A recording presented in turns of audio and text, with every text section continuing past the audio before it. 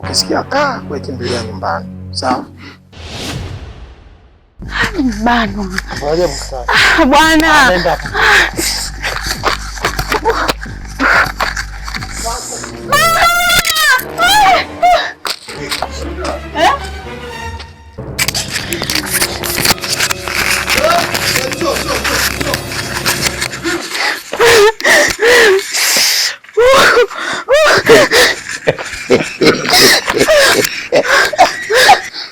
Alikuwa mumo ndani.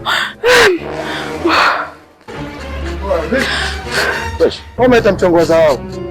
Yaani unakuwaje ni mke wangu anaenda kujisaidia na upo mumo ndani pia unajisaidia. Vipi babu? Mimi kupiga watu nishachoka ujue. Huko nilipotoka nimepiga mtu. Kivipi? Na wewe kama unaniforce nikupige nitakupiga kweli. Kivipi babu? Kivipi yani? Usinikoomee. Unanikoomea niweza mimi wewe? Wewe.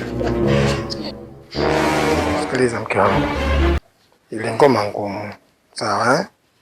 Sema kulingana tuna uzoefu wangu na soma JKT niliyopitia kuna mafunzo naweza nikampigia mtu pasina, lakini kama kikuwai na ule inaonekana wasuma wa zamani.